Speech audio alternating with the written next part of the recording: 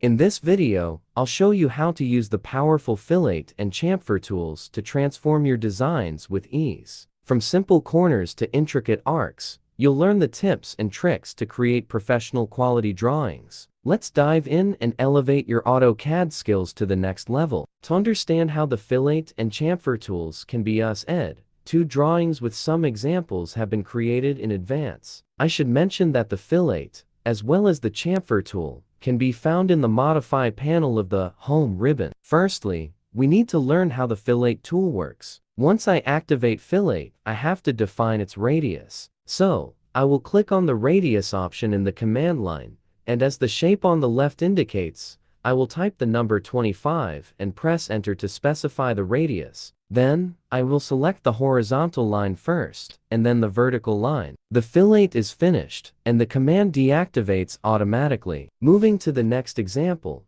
I will show you how to perform multiple fillets without activating the command over and over again. I will activate fillet and click on the multiple option in the command line. Then, I will click on the radius option, type the number 15, and press enter to specify it. I will select the two lines of the corner and notice that even though the corner becomes rounded, the command remains active. I will select the radius option again, type the number 7, and press enter to specify the new radius. Then, I will select the rest of the lines of the corners I want to become rounded. Once I no longer need the fillet tool, I will press either Enter or S to deactivate it. I will move to the last fillet example to show you something quite interesting. We can perform fillet in arcs and circles, too. With the fileter tool active, I will set the radius to 20, select the multiple option, and then select the right side of the small circle first, and then the right side of the bigger one. I will repeat the procedure for the left side,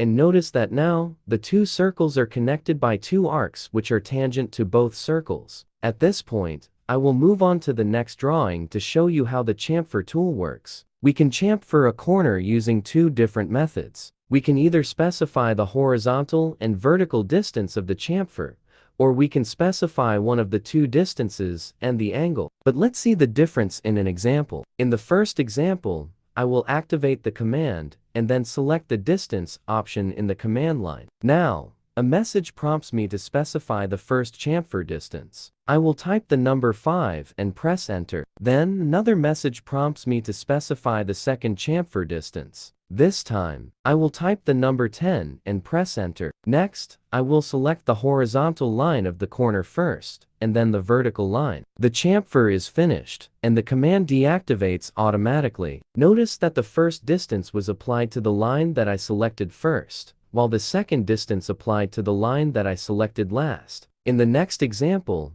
I will activate the chamfer tool again, but this time I will select the angle option in the command line. Again, a message prompts me to specify the first chamfer distance, so I will type the number 14 and press enter. The second message prompts me to specify the chamfer angle from the first line, so I will type the number 30 and press enter. All I have to do now is select the first line and then the second. Once again, the command deactivates automatically. Lastly, I will show you how to perform multiple chamfers without activating the command over and over again. Once I activate chamfer, I will click on the multiple option in the command line. Then, I will click on the distance option and set the first distance to 15 and the second to 5. I will chamfer the left upper angle, and notice that the command remains active. So, I will also chamfer the lower right corner, and then I will press either Enter or S to deactivate the command manually. Thanks for watching. If you found this video helpful, make sure to give it a thumbs up and subscribe for more AutoCAD tutorials. Don't forget to hit the bell icon so you never miss an update. Leave a comment below with any questions or topics you'd like to see covered in future videos. Happy drafting!